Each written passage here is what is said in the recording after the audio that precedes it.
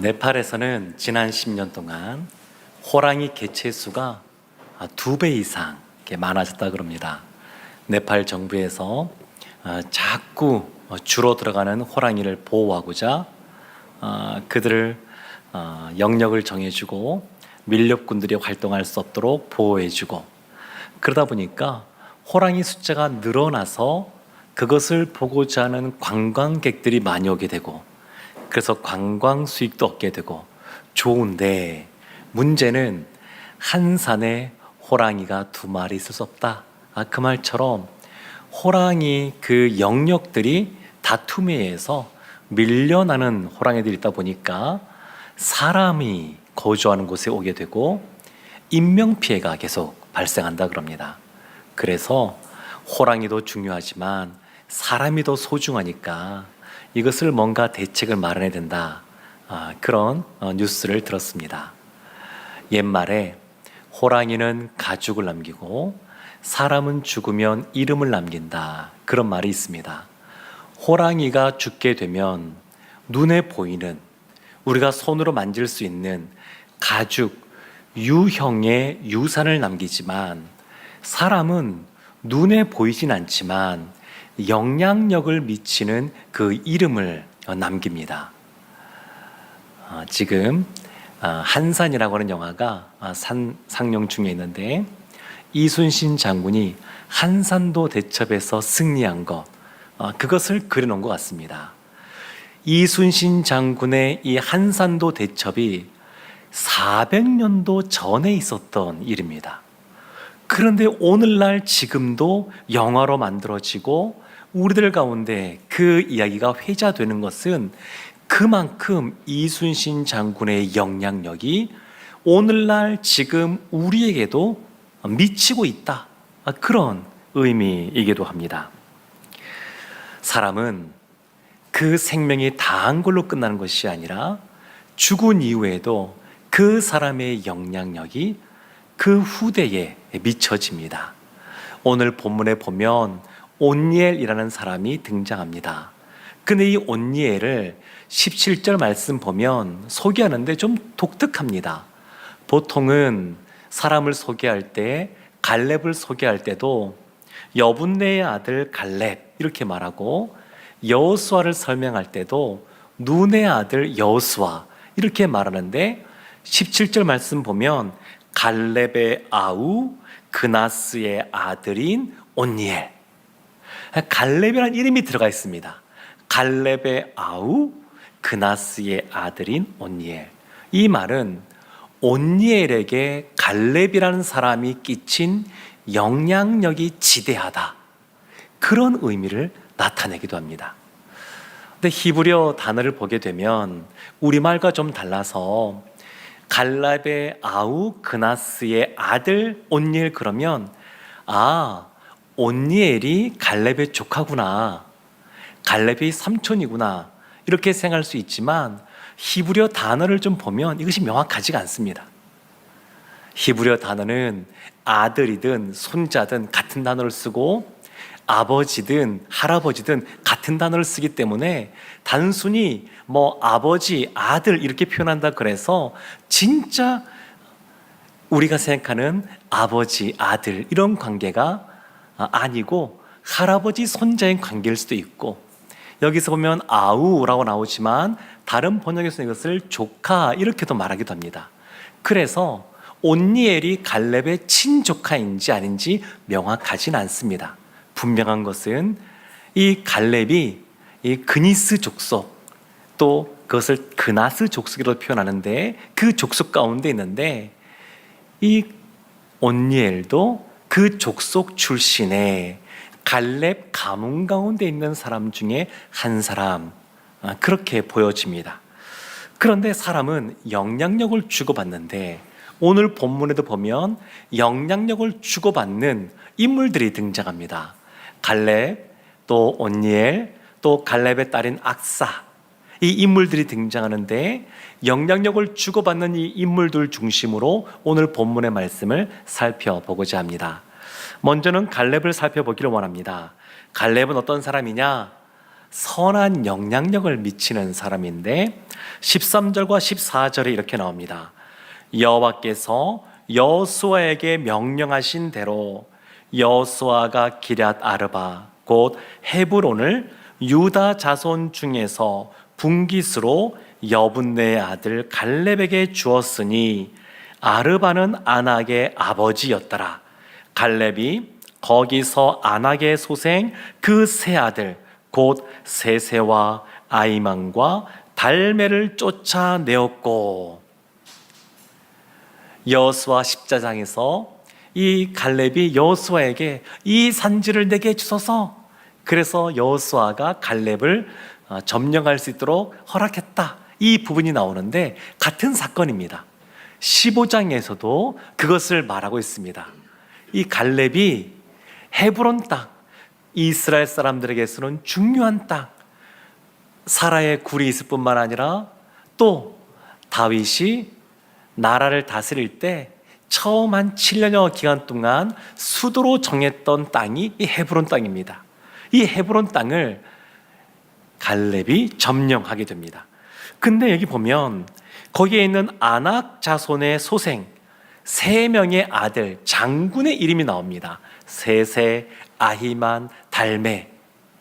그런데 이와 같이 이름이 있다는 것은 블레셋의 장군이었던 골리앗처럼 이들도 용맹하고 싸움에 능한 장군들이었다라고 하는 것을 짐작해 볼 수가 있습니다.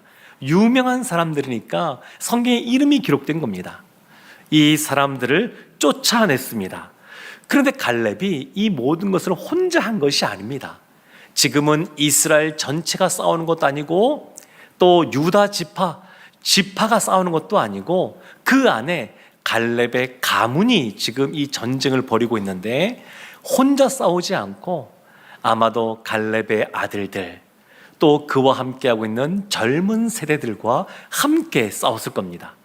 갈렙은 가만히 보면 참 다음 세대 이 젊은이들에게 여러 가지로 선한 영향력을 많이 미친 것 같습니다. 사람들을 믿음으로 잘 키운 것 같습니다. 오늘 뒤에 등장하는 온니엘도 그렇고 딸 악사를 봐도 그렇고 믿음의 사람들입니다. 갈렙 같은 사람들입니다.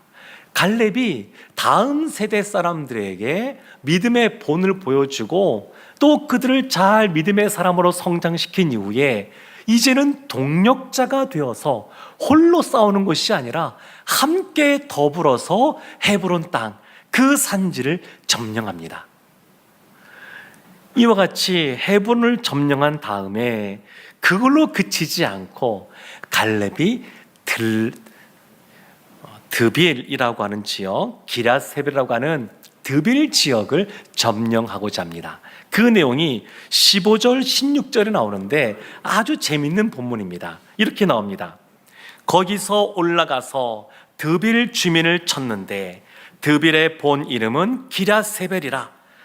갈렙이 말하기를 기럇세벨을 쳐서 그것을 점령하는 자에게는 내가 내 딸 악사를 아내로 주리라 하였더니, 사위를 얻는 조건으로 이 성을 점령해라, 이런 조건을 내걸었습니다. 그 성읍을 정복하면 점령하면 그 성읍을 주겠다, 이런 약속도 하지 않고 그냥 내 딸만 주겠다, 이렇게 말합니다. 전쟁이라고 하는 것은 칼에 맞을 수도 있고 목숨을 잃을 수도 있는 위험천만한 것이 전쟁인데, 이 전쟁을 수행함에 있어서 다른 것은 없고 내 딸을 주겠다, 이거 하나만 내 겁니다. 갈렙은 여호수아와 더불어서 이스라엘에서 가장 원로이면서 여전히 지도자로 있는 사람입니다. 그래서 선한 영향력도 미치는 사람이기 때문에 이 갈렙은 그 이스라엘 지파 가운데서도 믿음의 명문 가정이라고 말할 수 있습니다. 어쩌면 갈렙이 이와 같이 영향력 있는, 사람들로부터 존경받는 그러한 사람이다 보니까 내 딸, 자네가 내 딸과 함께 결혼하게, 이렇게 말해도 아마 줄 서는 그러한 남자들이 많았을 것 같습니다. 그런데 그렇게 사람을 뽑지 않습니다. 자신의 사위를 그렇게 삼지 않습니다. 자신의 사랑하는 딸을 그렇게 주지 않습니다. 조건이 뭐냐면 그 드비를 쳐서 점령하는 자, 인물이 훤칠하고 장래가 촉망되고 가진 것이 많고 성품은 또 좋고 이런 것들을 조건을 걸지 않고 딱 한 가지를 겁니다. 쳐서 정복하는 사람. 갈렙이 헤브론 땅을 이 산지를 내게 주소서라고 말하고 믿음으로 도전하여 그 땅을 점령했던 것처럼 갈렙 같은 사람, 자신 같은 사람, 자신같이 믿음의 용기가 있는 사람, 그러한 사람을 사위로 얻기를 원했습니다. 드빌이라고 하는 지역은 헤브론과 함께 여호수아 10장을 보게 되면 여호수아가 아모리 족속 5 왕들과 전쟁을 벌이는데 그때 그 2 왕이 헤브론과 드빌 왕입니다. 그때 1차로 여호수아 때 이 지역을 점령했던 곳입니다. 그런데 그 땅에 이스라엘이 거주하지 않고 다시 돌아가게 되는데 그 돌아간 그 터를 다시 아낙 자손들이 모여서 그곳을 견고하게 하고 그 땅을 차지했던 것 같습니다. 사랑하는 성도 여러분, 이 아모리 족속인 그리고 그 땅에 있었던 견고한 성인 이 헤브론과 드빌, 이 지역을 다시 갈렙이 점령하고 또 자신의 뒤를 이어서 사위가 될 사람이 그 땅을 점령하기를 원했습니다. 나이가 드신 어르신들 보게 되면 가끔 이런 이야기를 들을 때가 있습니다. 자녀가 다 결혼하여 출가하고 그들이 또한 자손을 낳았을 때, 자식을 낳았을 때, 그래서 손주가 생겼을 때 괜히 어깨에 힘이 들어간다 이런 얘기를 들은 적이 있습니다. 그렇습니까? 네. 결혼을 다 시키고 그리고 그들이 또 자녀를 낳았을 때 그런 마음이 든다 그럽니다. 또 반면에 이제 명절 때 이럴 때게 되면 미혼인 청년들은 친척들 만나기를 썩 달가워하지 않는다 그럽니다. 만날 때마다 너 결혼은 언제 할래? 이런 이야기를 하니까 듣고 싶지 않다 그러는데, 미혼인 사람도 스스로 내가 생할 때 결혼 상대자는 어떠한 조건이 된다, 아마 이런 기준들이 있을 겁니다. 그리고 부모님들 입장에서도 내 며느리, 내 사위는 이러한 사람이어야 된다, 아마 이런 기준들이 있을 겁니다. 그런 조건들이 있을 겁니다. 유교에서는 결혼을 일륜지 대사 이런 식으로 표현합니다. 우리의 삶 속에서 가장 중요한 것 결혼이다. 왜냐하면 결혼을 통해서 우리의 종족이 보존되기 때문이다. 그래서 결혼을 가장 우선순위에 둡니다. 그런데 성경에서는 하나님은 결혼을 굉장히 강조하지만 다른 의미로 결혼을 중요하게 여깁니다. 아담을 만든 이후에 홀로 두지 않으시고 하와를 붙여주셔서 가정을 이루게 하시는데, 이 가정은 하나님과 언약을 맺는, 약속을 맺은 가장 작은 단위의 공동체이면서 이 땅을 살아가는 우리가 하나님 나라 천국을 맛볼 수 있는 두 가지, 하나가 교회이고 또 하나가 가정인데, 결혼을 통해서 이 땅에서 하나님 나라를 경험하기를 원합니다. 하나님은 우리를 헤세드의 그러한 사랑, 그와 같이 무조건적인 사랑으로 우리를 품어주시는데, 이 땅에서 우리가 그것을 조금이라도 엿볼 수 있고 맛볼 수 있는 것은 부모의 내리사랑입니다. 그래서 결혼이라고 하는 것이 중요합니다. 그런데 이 갈렙은 인간적인 조건으로 결혼의 상대자를 찾는 것이 아니라 하나님 앞에서 믿음으로 용기를 갖고 담대하게 도전하는 사람, 그러한 사람을 사윗감으로 택하기를 원했습니다. 이와 같이 갈렙이 자신의 딸을 주겠다라는 약속으로 이와 같은 쳐서 점령하는 사람, 이것을 조건으로 내세웠는데, 여기에 화답한 사람이 누구냐면 온니엘입니다. 온니엘. 17절 말씀 다시 한번 보겠습니다. 갈렙의 아우 그나스의 아들인 온니엘이 그것을 점령함으로 갈렙이 자기 딸 악사를 그에게 아내로 주었더라. 사람이 삶을 다 산 이후에 후손들에게 유산을 남기게 됩니다.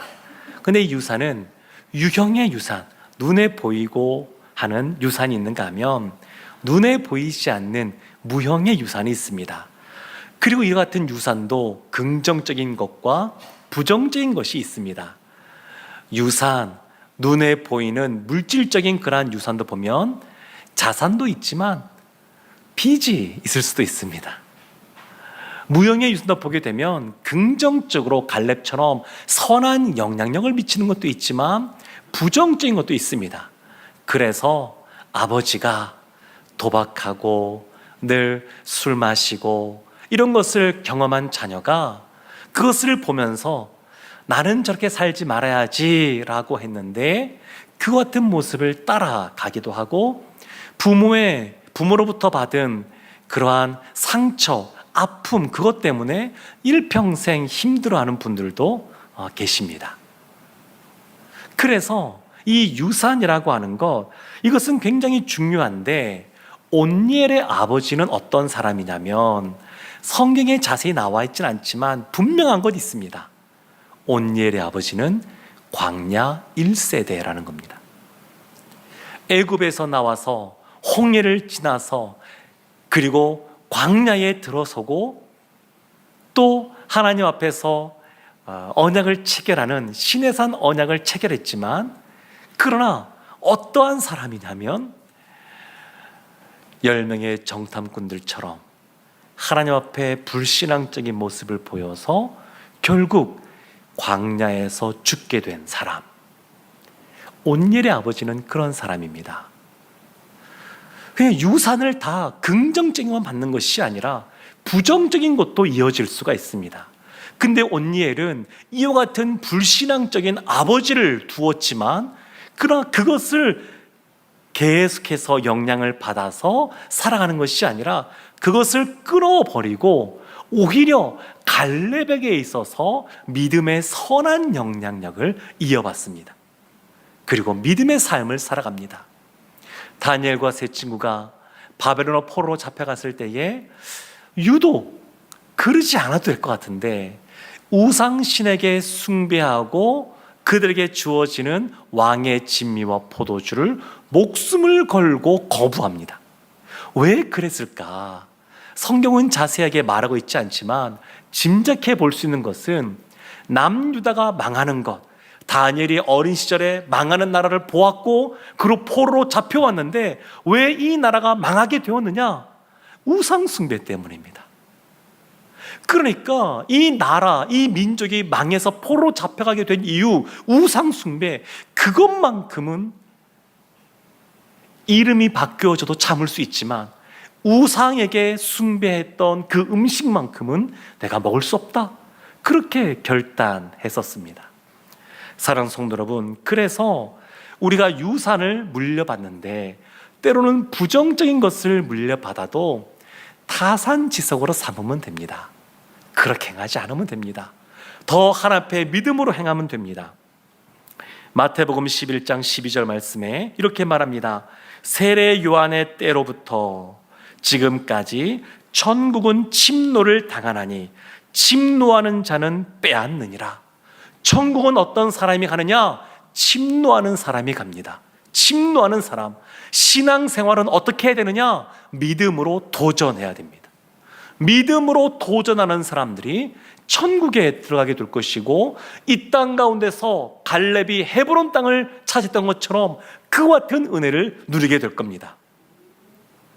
얼마 전에 수학계의 노벨상이라고 하는 필즈상 허준희 교수가 젊은 수학자인 허준희 교수가 그것을 받게 되었습니다.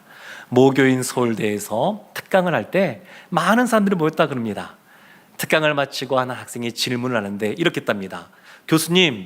교수님은 시인이 되기를 원했었고 그리고 물리학을 공부했고 그러다가 다시 수학을 하게 됐는데 진로를 바꿀 때마다 불안하진 않았습니까? 그때 허준희 교수가 이런 말을 했답니다. 내가 이런 말을 할 만큼 인생에 깊이가 있는지 모르겠지만 이라고 하면서 근거 없는 자신감이 중요합니다. 요즘은 근거 없는 자신감을 줄여서 근자감 이렇게 말을 하는데, 근거 없는 자신감이 중요합니다. 왜냐하면 근거 있는 자신감은 언제든지 그것이 부서질 수도 있는데, 근거 없는 자신감이 있으면 사고가 유연해져서 힘써 가다가 막히면 돌아가기도 하고, 때로는 막혀 있어도 나는 할 수 있어 이런 마음 갖고 뛰어넘을 수 있는 에너지도 얻게 된다는 겁니다. 생각해 보니까 믿음의 사람들은 다 근자감, 근거 없는 자신감이 있는 사람들입니다. 세상 사람들이 볼 때 도대체 뭘 믿고 저렇게 할까? 그런 사람들이 믿는 사람들입니다. 아브라함이 본토 친척 아비 집을 떠나 갈 바를 알지 못하고 이사를 시작합니다. 오늘날 이민하는 것도 여의치 않지만, 쉽지 않지만 이 당시에는 진짜 어려운 일입니다. 그런데 삶의 터전을 다 버려두고 일가 친척을 버려두고 떠나는 겁니다. 다른 사람들이 볼 때는 이해할 수가 없습니다. 다윗이 거대한 장군인 골리앗이 하나님을 모욕할 때에 칼도 없고 단창도 없고 그냥 물맷돌 들고 달려갑니다. 도대체 뭘 믿고 그렇게 달려갑니까? 등치가 큰 것도 아니고 갑옷을 입은 것도 아니고 큰 무기가, 발달된 무기가 있는 것도 아니고 싸움을 그만큼 많이 한 것도 아니고, 그런데 다윗이 뭘 믿고 달려갑니까? 다니엘이 왕이 아닌 다른 사람, 다른 신에게 기도하는 사람은 사자굴에 던져진다, 이런 이야기를 듣고 나서도 창문을 열고 사람들이 보게끔, 볼 수 있는 위치에 있게끔 하고 기도합니다. 평소한 대로 기도합니다. 도대체 무슨 배짱입니까? 창문 닫고 기도하면 되는데, 또 좀 안 하면 속으로 하면 될 텐데 창문을 활짝 열어놓고 사자굴 속에 던져줘도 기도합니다. 에스더가 황제가 부르지 않았을 때 나가면 금오를 내미지 않으면 죽게 되는데, 왕비라도 죽게 되는데 왕 앞에 나아갑니다. 남들이 볼 때는, 다른 사람들이 볼 때는 근거 없는 자신감입니다. 도대체 뭘 믿고 저렇게 하나? 그런데 이것은 세상 사람들, 믿지 않는 사람들의 그러한 시각이고, 믿는 사람들의 입장에서는 근거가 있는 자신감입니다. 무대책이 아닙니다. 그냥 무대뽀도 아닙니다. 아브라함은 본토 친척 아비 집을 떠나가라라는 말씀 붙잡고 떠났습니다. 다윗은 이미 양을 칠 때에 하나님께서 함께 하심으로 사자를 쫓아내고 곰을 쫓아내고 늑대를 이겨내는 그와 같은 경험, 하나님이 늘 함께 하심으로 이겼던 경험이 있습니다. 다니엘은 역사의 주관자가 하나님이라는 것을 누구보다 명확하게 알고 있었습니다. 세상의 권세자가 이 세상을 움직이는 것 같지만 그 권력자가 아니라 하나님이 이 세상을 움직인다고 하는 것, 그리고 세상의 권력자는 우리의 육체를 상하게 할지는 몰라도 하나님께서는 우리의 영혼을 주관하시는 것을 알기에 담대하게 믿음으로 기도할 수 있었습니다. 에스더는 왕 앞에 나갈 때 두려움이 있었지만 자신과 더불어 그 민족이 죽으면 죽으리라 이 마음 가지고 간절하게 기도하고 하나님을 의지하며 그 길을 걸어갔습니다. 사랑하는 성도 여러분, 믿음의 사람들은 세상 사람들이 볼 때는 근자감, 근거 없는 자신감 있는 삶처럼 보일지 몰라도 믿음의 사람들은 하나님을 우리의 근거 삼아 하나님을 의지하여 믿음으로 상황을 돌파하는 사람들입니다. 그래서 멈춰 있지 않습니다. 정체되어 있지 않습니다. 도전하는 사람들입니다. 천국은 침노하는 자들의 것이라고 말씀하고 있는 것처럼 하나님의 사람들은 하나님께서 주신 사명을 감당하고자 돌파하는 사람들입니다. 온니엘이 어떤 사람이냐면, 여호수아 시대가 저물고 사사 시대가 되었을 때에 이 메소포타미아 왕인 구산 리사다임에 의해서 이스라엘이 고통 가운데 있을 때 하나님의 부름을 받고 분연히 일어선 첫 번째 사사가 온니엘입니다. 하나님의 사람들을 언제 준비시키느냐? 일찍이 준비시킵니다. 이때는 다 몰랐겠지만 갈렙이 누가 이 산지를 점령할 것이냐, 누가 드비를 쳐서 점령할 것이냐 외쳤을 때에 그때 담대하게 일었었던 온니엘, 나중에 이 온니엘로 말미암아 이스라엘이 구원을 받고 온니엘이 사사로 있는 40년 동안 그 땅 가운데 평화가 있게 됩니다. 갈렙의 딸인 악사, 이 악사도 보면 갈렙 같은 사람입니다. 갈렙처럼 진축인 사람이고 시기적절하게 가장 필요한 것을 구할 줄 아는 지혜로운 사람이었습니다. 18절과 19절 말씀에 이렇게 나옵니다. 악사가 출가할 때에 그에게 청하여 자기 아버지에게 밭을 구하자 하고 나귀에서 내림에 갈렙이 그에게 묻되 내가 무엇을 원하느냐 하니 이르되 내게 복을 주소서 아버지께서 나를 내게 땅으로 보내시오니 샘물도 내게 주소서 하매 갈렙이 윗샘과 아랫샘을 그에게 주었더라. 갈렙과 이 딸인 악사의 대화가 나옵니다. 근데 이 악사는 어떤 사람이냐면 이 갈렙 같은 사람인데 이 갈렙이 드비를 점령하고 그것을 준 것이 아니라 내게 광야입니다. 광야, 메마른 곳이고 그런 곳입니다. 이 네겝 땅을 주게 됩니다. 이것도 그냥 준 것이 아니라 악사가 주도적으로 온니엘에게 말해서 아버지에게 결혼 지참금으로 밭을 달라고 하자, 그렇게 말합니다. 그래서 밭을 구하고 거기에 더해서 샘도 구합니다. 악사는 아버지, 드비를 내 남편 온니엘이 점령했으니까 그 풍요로운 땅, 그리고 견고한 성이 있는 그 땅, 안전한 곳, 그곳을 주십시오, 이렇게 요구하지 않았습니다. 갈렙이 이미 정복된 헤브론 산지를 달라고 했던 것이 아니라 아직 정복되지 않은 아낙 자손이 있는 그 산지를 내게 주소서, 이렇게 간구했던 것처럼 이 악사도 그냥 광야, 그 땅을 요구합니다.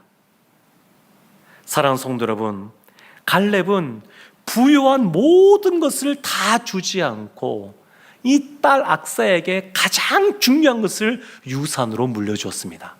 그것이 뭐냐면 믿음의 용기입니다.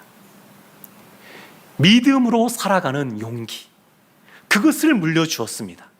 많은 것들을 줄 수도 있었지만 그렇게 하지 않고 스스로 이 딸이 하나님 앞에서 자신의 삶을 개척하고 일구고 열매 맺기를 원했습니다.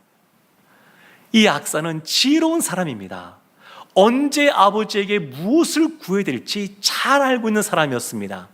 그래서 이 아버지 앞에 나갔을 때에 갈렙이 내가 무엇을 원하느냐? 그때 이 악사가 내게 복을 주소서, 그러면서 밭과 샘을 요구합니다. 밭뿐만 아니라 갈렙이 샘도 줍니다. 광야에서 메마른 땅 가운데서 풀이 자라고 곡식이 자라고 그래도 양도 치고 목축을 하려면 가장 필요한 것이 뭐냐면 물입니다. 물이 없으면 정말 아무것도 할 수 없습니다. 그런데 이 광야 지대에 가장 중요한 것이 물인 것을 알고 이 딸 악사가 물을 요청하는 겁니다. 샘을 달라고 한 겁니다. 근데 갈렙이 한 번 듣고 바로 그 요청에 응답해 줍니다. 시간 끌지 않습니다. 미루지도 않습니다. 바로 줍니다. 사랑하는 성도 여러분, 이와 같은 갈렙과 악사의 모습 속에서 하나님과 우리의 모습도 보여집니다. 하나님은 간구하는 자녀들의 기도에 응답하시는 분이십니다. 복을 주기 원하시는 분이십니다. 성경은 하나님이 복을 주기 위해서 준비하고 있다, 이렇게 말하고 있습니다. 솔로몬이 1000번제를 드린 후에 하나님이 솔로몬을 찾아와서 묻습니다. 내가 너에게 무엇을 줄까? 구하라. 그러니까 솔로몬이 지혜를 구합니다. 하나님이 지혜를 주십니다. 뿐만 아니라 이 세상에 온갖 귀한 것도 주십니다. 하나님은 이미 솔로몬에게 귀한 것을 주시려고 준비하고 계셨습니다. 다만 이 솔로몬이 무엇을 구하는지 듣고 싶으셨습니다. 그래서 그가 입술을 열어 나에게 지혜를 주소서 이렇게 간구할 때에 그것과 더불어 더 많은 부귀 영화를 허락해 주셨습니다. 사랑하는 성도 여러분, 악사가 밭을 구할 때 갈렙이 그 밭도 주고 윗셈과 아랫셈도 주었습니다. 우리의 인생 어찌 보면 우리가 스스로 살아가는 것 같지만, 그러나 지혜로운 사람은 하나님께 복을 구합니다. 하나님께 간구하는 사람입니다.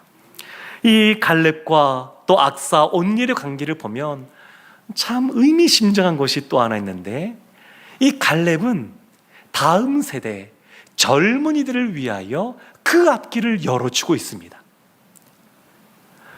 그들에게 부요한 땅과 샘을 줄 뿐만 아니라 자연스럽게 세대 교체가 일어나게 합니다. 그 젊은 세대, 다음 세대에게 모든 것을 일일이 주고 지시하는 것이 아니라 가장 중요한 것, 믿음의 용기, 도전할 수 있는 정신, 개척적인 그런 마음을 심어주고 나머지는 하나님 앞에서 그것을 감당하며 살아갈 수 있도록 그 앞길을 열어주고 있습니다. 그 광야를 다 부유하게 일군 다음에 주는 것이 아니라 그들이 하나님 앞에서 믿음으로 결단하고 기도하고 성실하게 일하면서 그 땅을 일구기를 원하셨습니다. 중고청 수련회 어제 제가 밤에 다녀왔습니다. 그 안에 얼마나 큰 기쁨이 있는지를 보았습니다. 저는 그들 가운데 구원의 즐거움이 가득하기를 기도하고 왔는데, 제가 한 가지 분명한 것은 뭐냐면, 하나님이 다음 세대를 이미 준비하고 계시는구나. 그들로 하여금 한 발짝 떼게 하시는구나. 그것을 느끼고 왔습니다. 사랑하는 성도 여러분, 갈렙은 다음 세대를 위해서 가장 중요한 것을 믿음의 본을 통해서 전해주었고 유산으로 주었고, 그리고 온니엘은 그 유산을 이어받아 악사는 믿음의 본을 보였던 아버지의 본을 따라서 믿음의 삶을 살아갔습니다. 갈렙 같은 어른이 되고 온니엘 같은 젊은이가 되는 우리 세순 공동체 되기를 주님의 이름으로 축원합니다.